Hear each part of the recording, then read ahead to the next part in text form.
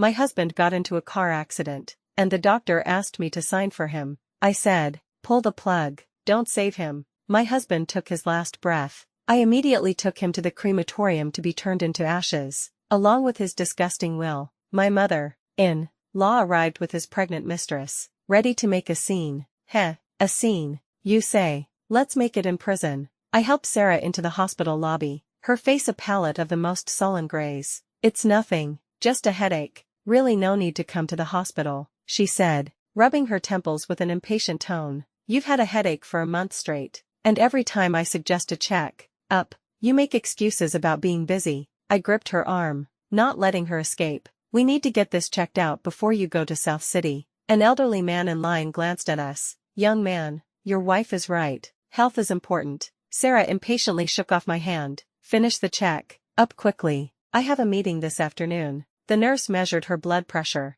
her eyes widening. 190,110. How can you still be working with it this high? My heart sank, and I immediately took her for an MRI. While waiting for the results, I recalled the various abnormalities of the past month. She often clutched her head, complaining of pain, would suddenly wake up at night, and sometimes even had trouble walking steadily. Ms. Smith, please come in. The doctor's voice interrupted my thoughts. I squeezed Sarah's hand as we entered the consultation room. Her palm was drenched in cold sweat. A tumor has been found in the brain, in a tricky position, the doctor said, pointing to the shadow on the film, her voice heavy. Sarah immediately stood up. Impossible, absolutely impossible. I pressed on her shoulder, forcing her back down. Doctor, what are the chances of a successful surgery? Only 50%, and surgery can't be done immediately. We need to control it with medication first, and then proceed when the body is in a suitable condition. How long will that take? My voice trembled slightly. About a month, the doctor sighed. Mr. Smith also asked me about the situation, and I told him truthfully. I looked at Sarah. She was slumped in the chair, as if all her strength had been drained. After completing the hospital admission procedures, Sarah quickly fell asleep in the hospital bed, her brows still tightly furrowed. I guarded her bedside for several days, watching her emaciated face, my heart aching to the point of suffocation. You foolish person, why did you work so relentlessly? As I got up to tidy her bedside table, I found a notebook in her bag. The notebook fell to the floor, open to a page prominently displaying the words, Last Will and Testament. My heart clenched sharply. I glanced at the sleeping Sarah, then bent down to pick up the notebook. The hurried handwriting revealed the writer's anxiety, likely penned after learning about the surgery's success rate. I read it word by word, my hands growing colder and colder. This will bequeath half of the property to her parents-in-law, and the other half to a woman named Anya, specifically instructing her, take good care of the child. As for me, her lawfully wedded wife, I received not a single penny.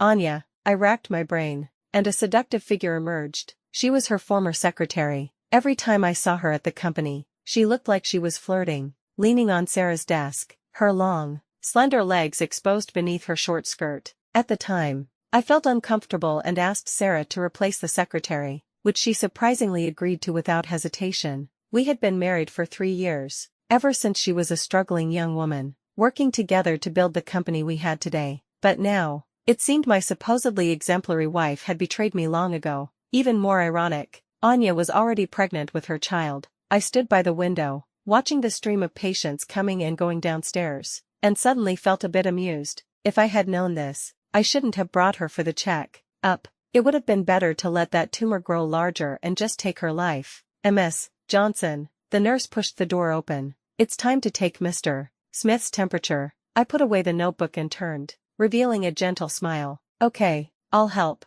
I sat in a booth at the coffee shop, my slender fingers tapping lightly on the table. Excuse me, are you Ms. Johnson? A man in a gray trench coat approached me. I nodded. Sit down. Detective Lee. He placed a brown envelope on the table, and I could feel him scrutinizing my expression. The results are much more exciting than anticipated, he said in a low voice. My fingers paused in mid-air, and a scene flashed in my mind. The first time I met Anya, I had unexpectedly gone to the company to find Sarah that day. The moment I pushed open the office door, I saw a woman leaning on her desk. Ms. Smith, would you please review this document again? Her voice was cloyingly sweet, and her legs under her mini skirt were deliberately crossed high. Sarah actually smiled and ruffled her hair. Anya, you naughty girl, You're like a little fox. I stood at the doorway. When Sarah saw me, she immediately dropped her smile. Honey, why are you here? Anya also quickly straightened up, politely greeting me. Hello, Ms. Johnson.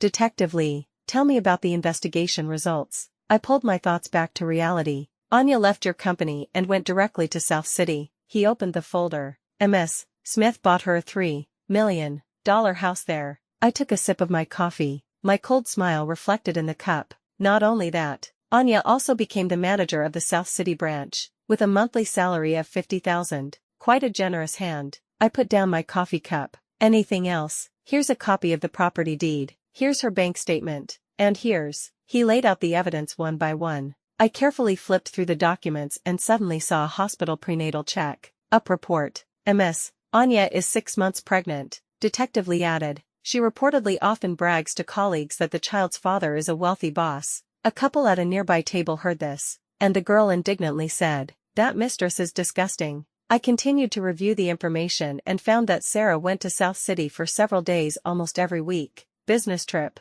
Huh. She always used that excuse with me. There's something else quite strange. Detective Lee lowered his voice. The capital flow of the South City branch is very chaotic, with large amounts of cash coming in and out, and the destination is unknown. I raised an eyebrow. Oh, tell me more. There's a shell company that frequently receives large transfers from the South City branch. I gazed at the bustling traffic outside the window, an idea already forming in my mind. Thank you for your hard work. I transferred $50,000 to Detective Lee. I'll keep these materials. Back at the hospital, I looked at the sleeping Sarah in the bed and remembered what she had said when she pursued me. As long as you marry me, I'll be good to you for the rest of my life. Now, it seemed laughable. I pulled out my phone and dialed a number. Hello, Mark. Help me check all the accounts of the South City branch for the past 3 years. Ms. Johnson, this. Don't worry, I'll give you a satisfactory price. My voice was soft. Also, help me contact a few active reporters. After hanging up,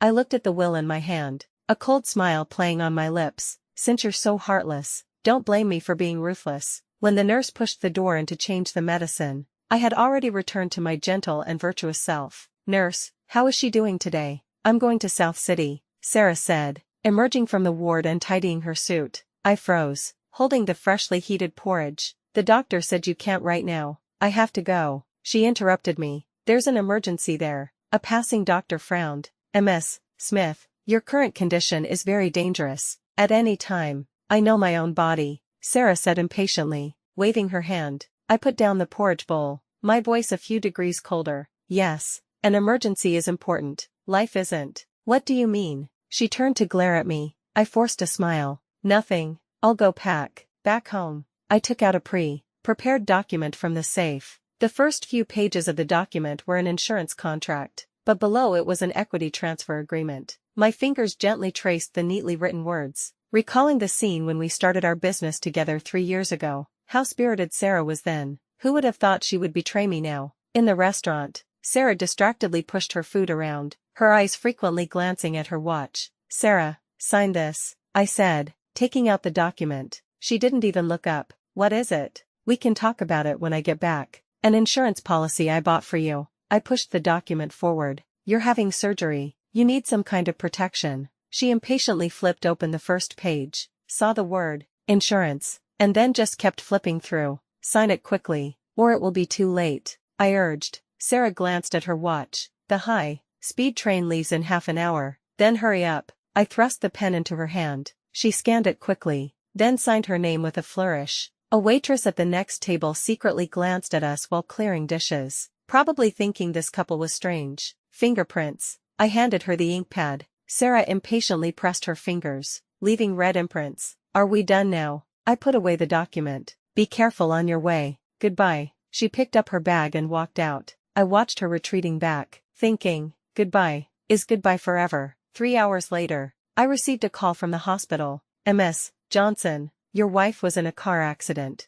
I sat in the taxi, recalling Anya's post on social media yesterday. Baby, mommy is waiting for your daddy to come see us. Outside the emergency room, the doctor looked at me gravely. Ms. Smith's condition is very critical. The brain tumor was impacted. What are the chances of a successful operation? I asked calmly. Less than 20%. And even if she survives, she might. I cut her off. Then don't save her. What? The doctor's eyes widened. Pull the plug. My voice was soft. Let her die with dignity. Other patients' families in the corridor stared at me with disbelief. Are you crazy? An older woman yelled. That's your wife. I turned to look at her. My wife got into a car accident on her way to her mistress. Do you think I should save her? The entire corridor fell silent instantly. The nurse brought the critical condition notice, and I signed my name in the DNR section. As I signed, I remembered her signature on the equity transfer agreement this morning. Sarah, this is the path you chose. Less than half an hour later,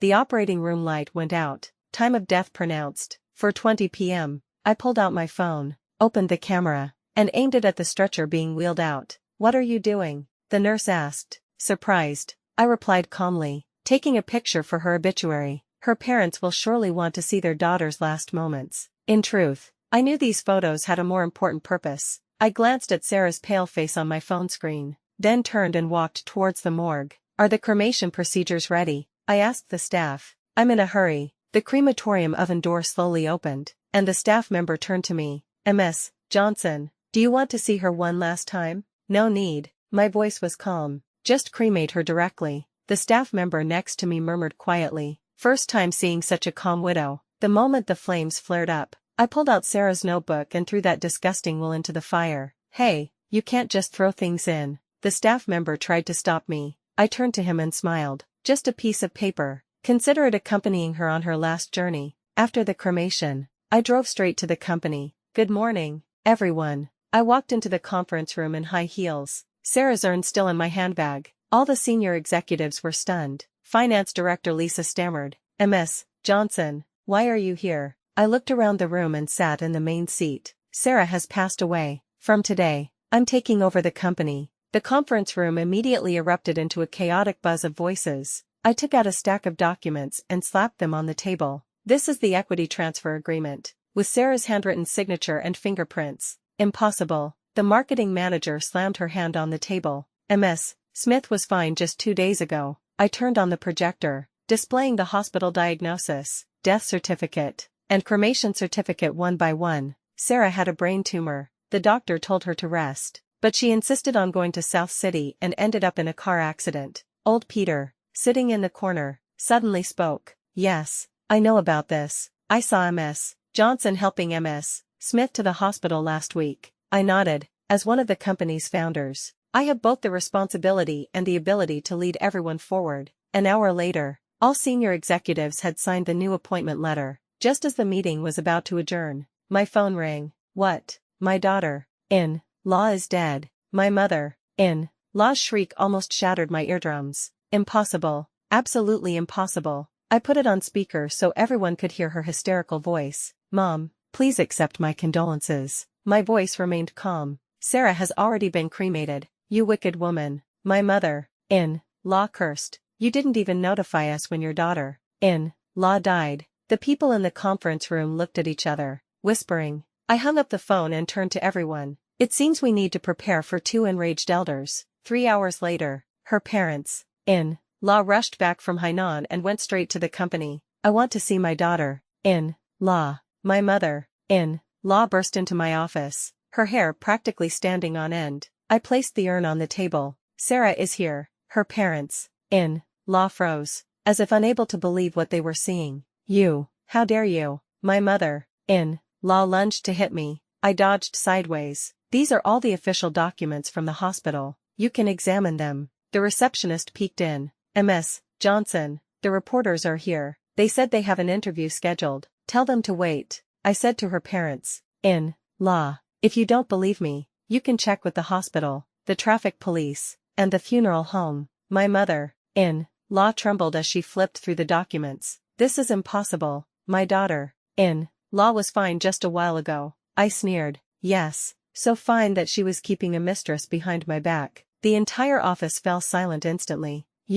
What do you mean? My father-in-law finally spoke. I turned to look out the window. Nothing. You'll know when the reporters arrive. Andrea, get out here. My mother-in-law's voice boomed through the company lobby. I was signing a contract with a client when I heard the receptionist's flustered voice. Please calm down. Ms. Johnson is in a meeting. What meeting? A shrill female voice cut in. Make her come out and see us. I put down my pen and gave my client an apologetic smile. I apologize. I'll go handle this. Pushing open the glass door of the conference room, I saw my mother-in-law pulling a heavily pregnant woman inside. It was Anya. Is this Ms. Smith's widow? The client asked with a smile. It's all over the news. I nodded slightly. I apologize for the spectacle. Anya, wearing a pink dress, glared at me arrogantly. Andrea, this child is Sarah's. You have to give me a share of the inheritance. Everyone in the lobby stopped their work, their eyes collectively fixed on us. I leaned against the reception desk, arms crossed. Evidence. What more evidence do you need? My mother-in-law shouted. I can testify. This is my grandchild. I smiled. Just your word. Little Amy, the receptionist, secretly gave me a knowing look. I knew she had started recording according to plan. You're shameless. Anya clutched her belly and sat on the floor. I'm going to faint. I pulled out my phone and dialed the security department. Send a few people to take the lady on the floor to the hospital. Anya's eyes widened. You wouldn't dare. I looked down at her. Why wouldn't I dare? You can't even prove whose child it is. So why should I be afraid of you? The security guards walked over to help Anya, and she immediately jumped up. The onlookers from among the colleagues burst into laughter. What are you laughing at? My mother-in-law bristled like an angry cat. This is my daughter-in-law, I said coldly. Oh, daughter-in-law. Then why don't you tell us how, when your daughter-in-law was still alive, she bought her houses and cars, and how she arranged for her to work at the South City branch? Anya's face instantly turned ashen. I continued, speaking of which, you're really a good mother-in-law. You knew your daughter-in-law had someone else outside, and not only did you not stop her, you even helped her hide it from me. The next day, headlines across major self-media outlets blared, high society horror. Deceased husband leaves behind not just ashes, but a pregnant mistress. The comment section was filled with condemnation. That mistress is just shameless. The mother-in-law is even more disgusting, actually helping her son hide it from his wife. Look how powerful the legal wife is. She handled that terrible mother-in-law and mistress duo perfectly. A week later, someone placed a large loudspeaker outside Anya's apartment complex, continuously playing. The mistress of a certain company executive lives here, already 6 months pregnant. Anya's parents couldn't stand it anymore and confronted her for an explanation. You wicked girl. Anya's father slapped her across the face. I worked so hard to put you through university, and this is how you disgrace me. Anya cried, clutching her face. I thought she would divorce Andrea. Divorce? Anya's mother sneered. They are a loving couple. You jumped into a pit of fire yourself. The online uproar grew, and Anya dared not leave her home. Every day, she received packages from delivery drivers containing dead rats and swill. Finally, one day, she called me. Andrea. Her voice was tearful. I know I was wrong. I looked at the moon outside the window. Wrong. Too late. Please take down those loudspeakers. I'm going crazy. I chuckled softly. This is just the beginning. Anya, the game has only just begun. Mark, how are the South City branch accounts coming along? I sat in the CEO's office, my fingers tapping lightly on the desk. The CFO pushed up his glasses. Ms. Johnson, we found a problem. A big problem. He opened his laptop and displayed a series of data. For the past 3 years, large sums of money have flowed from the South City branch to a trading company called Evergreen every month. I raised an eyebrow. How much? Over 20 million accumulated. Mark's voice trembled slightly. The most crucial thing is that this Evergreen Trading is a shell company. I stood up and walked to the window. Did you find out where the money ultimately went? It was dispersed into more than a dozen private accounts, some of which are, he paused, Anya's. I turned around and saw several board members standing at the door. Ms. Johnson, this matter must be thoroughly investigated, Director Watson said, her face ashen. 20 million is not a small sum. I nodded. Please have a seat, everyone. Let's discuss this properly. The projector lit up, and Mark began to explain in detail the problems he had uncovered. As the legal representative and financial officer of the South City branch, Anya's signature is required for all these irregular operations. Isn't this embezzlement? Director Liu slammed his hand on the table. Absolutely outrageous. Mr. Green, sitting in the corner, suddenly spoke. Ms. Johnson, I remember now. Last year when I went to South City to discuss cooperation, Ms. Smith said there were funding difficulties, so the deal fell through. I sneered. Do you know where the money went now? The conference room fell silent. everyone processing the fact. The Sarah they respected had been involved in such schemes. We must call the police. Director Lee stood up. I shook my head. Not yet. This is just the beginning. That afternoon, I led the audit team to the South City branch. Anya's face instantly went pale when she saw us enter. Ms. Johnson, Manager Anya, please bring out all the company's account books and contracts, I said, taking off my jacket and handing it to my assistant. I don't feel well. I want to take a leave. She clutched her belly and tried to leave. I said coldly, that's fine. Let the police find you at the hospital. Anya's legs gave out, and she almost fell. Police, a $50 million hole. Do you think we wouldn't call the police after finding it? Everyone in the office gasped. The audit lasted a week, and the problems were worse than imagined.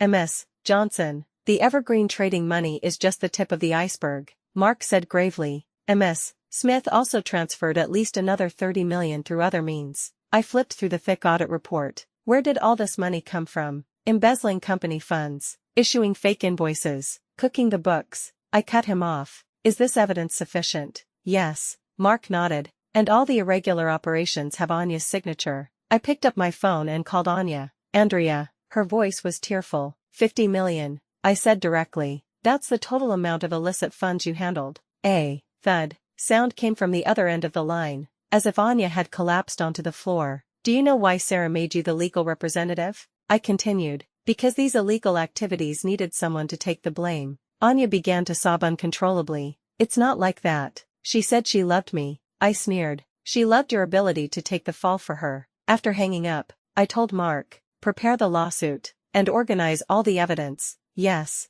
Mark hesitated. Ms. Johnson, are you really going to sue Anya? I looked at the setting sun outside the window. What else? Are we supposed to raise her child for her? Anya knelt in my office, her 6-month pregnant belly resting against my desk. Andrea, please let me go. I took a sip of coffee. Do you know how much you owe the company right now? I don't know. Her makeup was already smeared from crying. I threw a document in front of her. 50 million. As the company's legal representative, you are fully responsible for this money. Colleagues passing by the door peeked in, whispering, I can testify. Anya suddenly looked up. These were all Sarah's orders. I put down my coffee cup. How can you prove it? She's dead. And her parents. Anya clung to this as if it were a life raft. They all knew about these things. I smiled. So what? I can help you. Help you. She bit her lip. I stood up and walked to the window. Are you sure you want to cooperate with me? The cost will be high. Anya wiped her tears.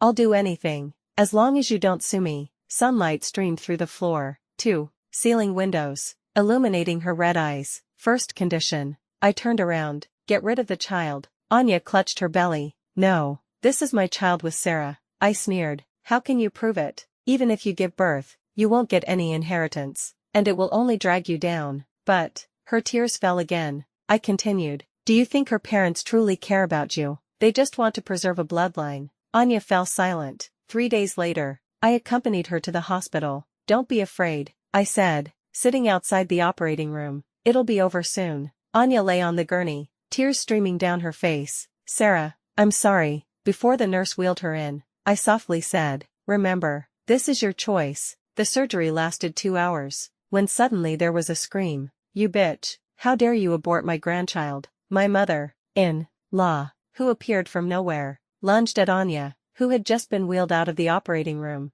I leaned against the wall, watching the scene unfold, while the doctors and nurses were dumbfounded. Anya's belly was kicked, and blood instantly stained the bedsheet. The nurse shrieked for help. Quick, massive hemorrhage. My mother-in-law tried to kick again but was restrained by security. Are you crazy? You'll kill someone. Anya was rushed back into the operating room, her parents-in-law crying and making a scene outside. It's all your fault. My mother-in-law pointed her finger at me. You wicked woman. You killed my daughter-in-law and now you're trying to kill my grandchild. I smiled. Anya chose to have the abortion voluntarily. I couldn't even convince her otherwise. Impossible. My mother-in-law shrieked hysterically. She loved Sarah so much. How could she? I cut her off. Love. She's just afraid of going to jail. When Anya was wheeled out again, she was unconscious. The doctor said she had lost too much blood and might never be able to have children again. I looked at her pale face in the hospital bed, took out my phone, and started recording. Anya, Can you tell us about Sarah's illegal activities now? She weakly nodded and began to confess everything in detail. In the recording, she revealed even more shocking insider information. The next day, I handed the recording and other evidence to the police. Her parents, in-law and Anya were all taken in for questioning. I stood at the police station entrance, watching the three of them being led away separately. Defendant Anya, found guilty of embezzlement, sentenced to imprisonment. The judge's voice echoed in the courtroom. I sat in the public gallery, watching Anya collapse in the defendant's box. Her parents, in-law were tried in another courtroom on charges of illegal appropriation of company property, and the verdict had already been delivered. Ms. Johnson, these assets are hereby awarded to you. The lawyer handed me a stack of documents. I opened the first page, saw the numbers for the properties, shares, and cash, and a cold smile played on my lips. 3 months later, I stood in front of the company's new building, the ribbon-cutting ceremony about to begin. Ms. Johnson is truly a heroine. Reporters surrounded me with microphones. In just 3 months, she doubled the company's market value. I, dressed in a custom champagne-colored suit and 10-centimeter heels, said, "Just good luck." Mark secretly winked at the other executives. Luck. Ms. Johnson works until midnight every day. Is that luck? In the conference room, a group of young male executives sat stiffly, their eyes wandering. Mr. Davis, why is this project losing money? I pointed to the data on the projector screen. Mr. Davis wiped his sweat. Market conditions are not good. I cut him off. Not good. Then why is the company next door profitable? The entire conference room fell silent. I stood up, the sound of my high heels clicking on the floor particularly clear. I'm giving you 3 days to redo the case. In the hallway, several female employees looked at me with admiration. Ms. Johnson is so cool. Whispers came from the pantry. I heard someone sent Ms. Johnson another private message, saying they're willing to be her little wolf dog. I shook my head and returned to my office. The sunset outside the window painted the entire city golden, and I remembered the days when Sarah and I started our business together. Back then, we stood at this very window, vowing to conquer the world together. I never thought that in the end, I would achieve this dream alone. The receptionist knocked and came in. Ms. Johnson, a man claiming to be your college classmate wants to see you. I glanced at the visitor log. I'm not seeing him, he said. The receptionist hesitated. I looked up. What did he say? He said he's always had a crush on you, and now that you're single. I smiled. Tell him I'm no longer interested in marriage. That night, I drove home alone, passing by the crematorium. I remembered the flames that day. Sometimes I wonder, if Sarah hadn't betrayed me, what would things be like now? But that question no longer has an answer. Back home, I poured myself a glass of red wine and looked at the wall covered with commercial maps. This is my life. I don't need a man. I don't need love. My phone rang. It was a headhunting firm. Ms. Johnson, we have an MA project recently. I glanced at the clock. 1 in the morning. Go ahead. I raised my wine glass. I'm still awake. The moonlight outside the window spilled onto the floor, illuminating my shadow. This city, after all, will know who the true ruler is, and I still have a longer road to travel. The next day's financial headline: business newcomer Andrea, the reversal of a wealthy wife to a business queen. I closed the newspaper and told my secretary, prepare, we're going to acquire that chemical plant in South City. The game has only just begun.